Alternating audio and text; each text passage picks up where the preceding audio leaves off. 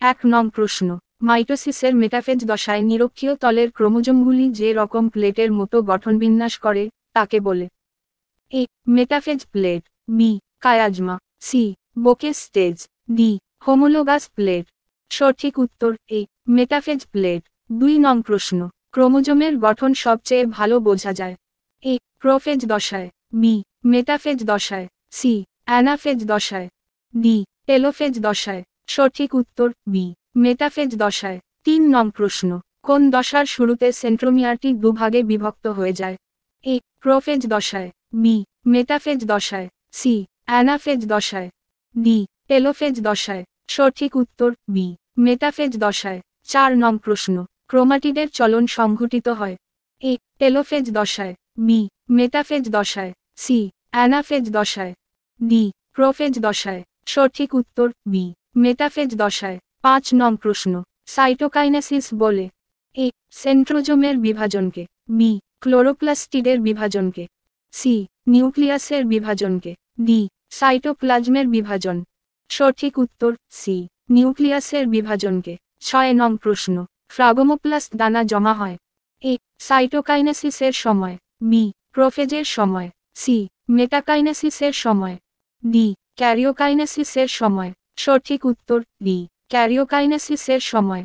7 নং প্রশ্ন, ফ্রাগোমোপ্লাস্ট দানাগুলি কোষের নিরক্ষীয় তলে পরস্পর যুক্ত হয়ে? এ. কোষপর্দা গঠন করে, বি. কোষপাত গঠন করে, সি. মধ্যচ্ছদা গঠন করে, ডি. কোষপ্রাচীর গঠন করে। সঠিক উত্তর বি. কোষপাত গঠন করে। 8 নং প্রশ্ন, নিকটবর্তী সংবর্ত নালিকার প্রাচীর? এ. আয়সাকার আবরণী কলা দ্বারা গঠিত, বি. স্তম্ভাকার আবরণী কলা দ্বারা গঠিত, সি. ঘনকাকার আবরণী কলা দ্বারা গঠিত, ডি.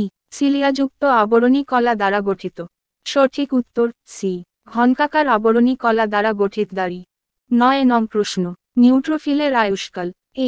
10 থেকে 12 দিন, বি. 2 থেকে 4 দিন, সি. 4 থেকে 8 দিন, ডি. 15 থেকে 20 দিন। সঠিক উত্তর বি. 2 থেকে 4 দিন। 10 নং প্রশ্ন, ইওসিনোফিলের আয়ুষ্কাল হল? এ. 5 থেকে 6 দিন, বি. 20 থেকে 25 দিন, সি. 3 থেকে 4 দিন, ডি. 8 থেকে 12 দিন।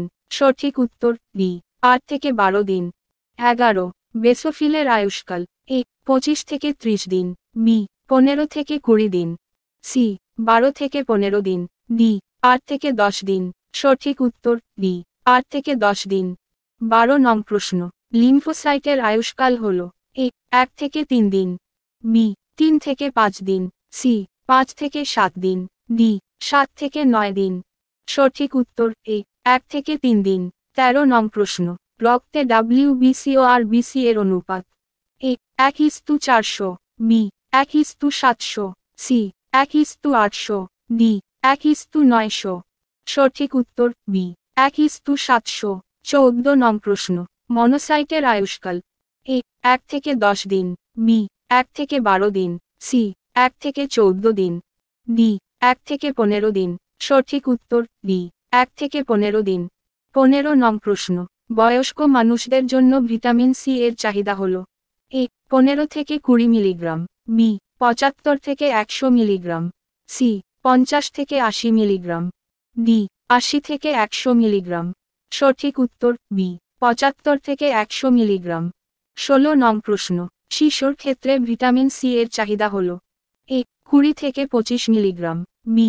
50 থেকে 60 মিলিগ্রাম, সি. 30 থেকে 40 মিলিগ্রাম, ডি. 50 থেকে 80 মিলিগ্রাম।